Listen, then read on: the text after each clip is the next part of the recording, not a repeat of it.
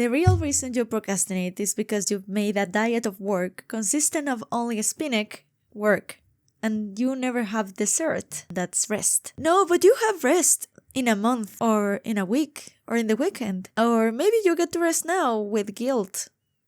Funny enough, overachievers procrastinate a lot. Ambitious people get really stressed even if we have big dreams, even if we have big projects, and we want to do those things, and still we procrastinate. Why? So we all know, really, procrastination is a way to run away from the stress, but then you feel guilty and that makes you more stressed, and then you continue building a habit of procrastinating. So I have 4, maybe 5 tips on how to break this procrastination habit and replace it with a better one.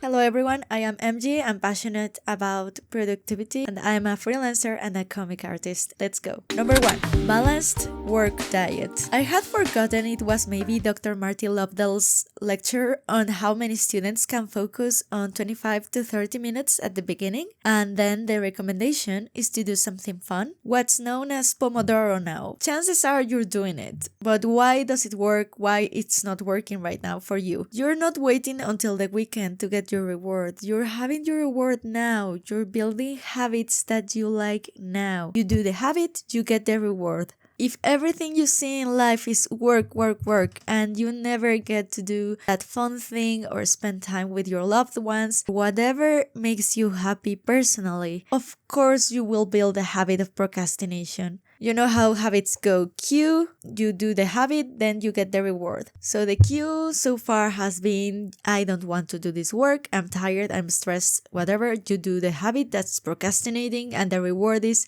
you get to relax and have fun for a little bit. Even if it's to your own detriment later, right now, you're enjoying things. And I'm not judging you, I am an expert procrastinator. That's why I could make this video, because I researched this for myself. Some of the habits I have built to work better. Cues can be coffee. In my case, I love to have my planner to track my progress, because it's like, oh look, you've been so productive, so disciplined, congratulations. I have a designated workspace to work, which is this nook that you see right here. I didn't know at the beginning, but I know now how I work best. I have my water bottle, I don't have to get up for water, I have everything around me, even things that may look ugly, but they are practical, like this thing right here. Oh, it's so useful. The worst thing about seeing only work, and maybe you have a lot of work, don't worry.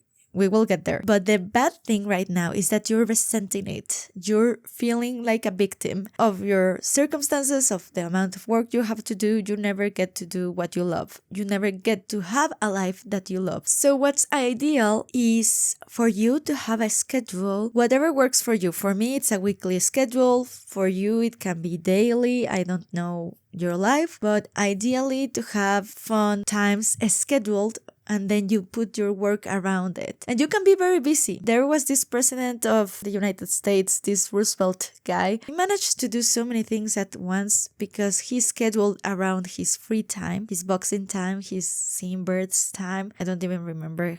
Okay, so I refreshed. He was interested in boxing, in dance lessons. I'm also... Okay, naturalism, bodybuilding, etc. And he didn't have a lot of time for his studies. And he had around 7 courses at Harvard, which I don't imagine that it's very easy. And what happened is, because he had all these things, which means that because he had less time, he had to be very intense, very focused with the little time he had. Because he had time for the things he loved. You see where I'm getting at? I haven't read his biography in a long time, but yeah, it was very interesting in that regard. So that's what I do. Now I work again over 50 something, 60 hours a week, and I'm having fun. I don't feel bad about it because I have scheduled what's more fun for me. So you may be busier and you may have more challenges, and yeah, you schedule around those. Ideally, you're choosing a life that you love, even if you're busy.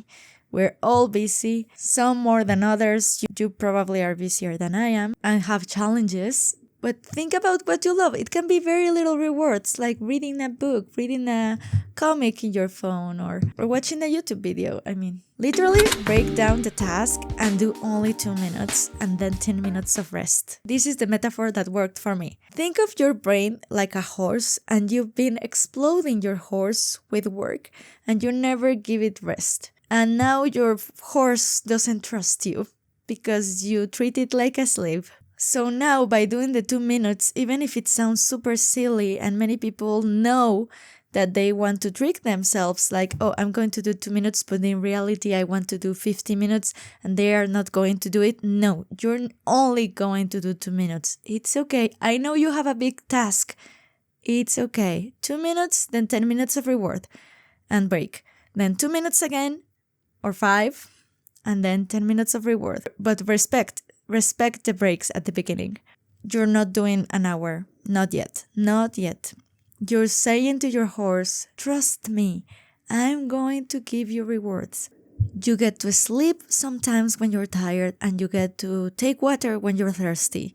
Trust me, I was procrastinating so badly last year, and now sometimes I'm amazed at myself because I built these good habits, and you can do it too, I promise. So very quick. Also because you're probably stressed because you have a big task, but you really don't want to do this. I'm putting an example of, let's pretend you have 3 hours of work. You're probably going to sleep a little less than what you should. Ideally, that's not your situation, but so you have these 3 hours. The first hour, you're only going to work those just 2 minutes, then 10-minute break, then 2 minutes, then 10-minute break. And the big difference between this rest and the rest you've been having is that this is guilt-free rest, which makes a huge difference. Then the next hour, you will do the Pomodoro method. You will go up to 25, or if you cannot go to 25, 15 minutes. It's okay. Whatever works for you. Be gentle with yourself. You're getting out of this, but you really have to be very gentle with yourself at first. And it's okay. It's going to be fun. And once you start your task, your brain doesn't like unfinished tasks. This is called the Zeigarnik effect. Once I learned it, I can't stop mentioning it. You're going to be like, oh, I'm just going to open the file. I'm just going to put a name on the file. And then slowly, you're like, I want to do this. Again, with low pressure tips. Number 3, the doing nothing habit. This is a life changer. You don't want to do the task.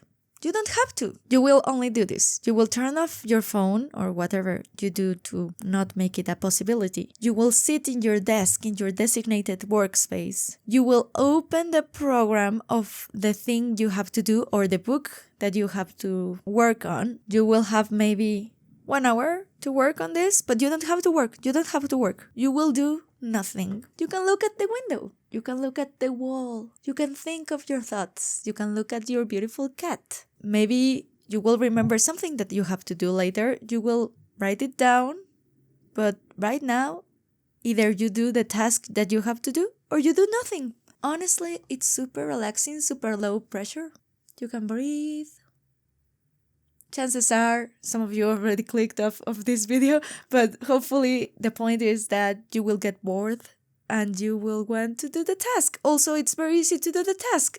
Everything is already open for you to just do this and start. And this is extra, but this has become a great habit for me. Even before recording this YouTube video, for example, I knew that I wanted to take a break. I'm always like, okay, you can take a break. But before you take your break, you have to have everything ready right now to record this video, right? I had to put my microphone, I had to clear my messy desk, I have to put the program open to record the audio, I have my camera ready, and then I took a 10-minute break and it was delicious. And then I just came to sit here and I'm recording this video after I had my reward for the previous tasks. And I'm enjoying it. I'm in a good mood because I'm loving work, because I also get breaks. I know I'm repeating myself a lot in this video, but I feel like it's so important. Okay, brief parenthesis because this is super important. I knew all these tips and all these principles, but still I procrastinated. Why? And why did you maybe forgot this? Because probably you have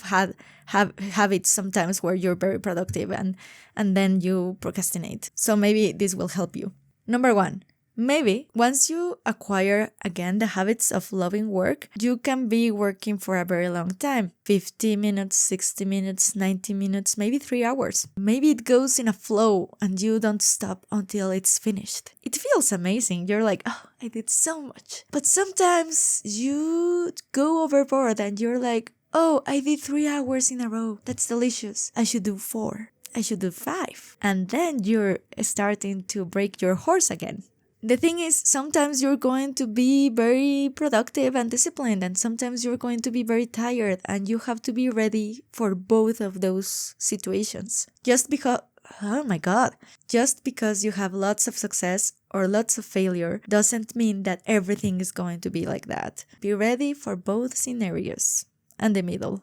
Number 2, I'm a comic artist and I did manage to have it as minimum a part-time job. I love it. It's my dream job, and also doing my own comics as my hobby, it's my dream job, but it's still a job, it's still work. So sometimes I was like, I don't deserve breaks because I'm doing something fun for me, which doesn't make sense. It's still work. I still get my reward. Maybe sometimes when I'm doing comics, my reward is reading comics, and that makes me inspired to continue doing comics. Same as when I'm working as a language tutor, sometimes my breaks are YouTube vlogs of girls studying for medical school or languages. I mean, it feels relaxing, but at the same time, it's not distracting, and it inspires me to continue working. And number 3, don't compare yourself to others' studying or working style. Well, maybe I'm projecting, but I personally like breaks. And now that I'm in a flow, I have less break because I'm enjoying myself, and that's great. Well, a lot of men I know, they work like straight as an arrow, and then they take a very big break. Good for them. You are you, whatever style works for you, that's the one you do.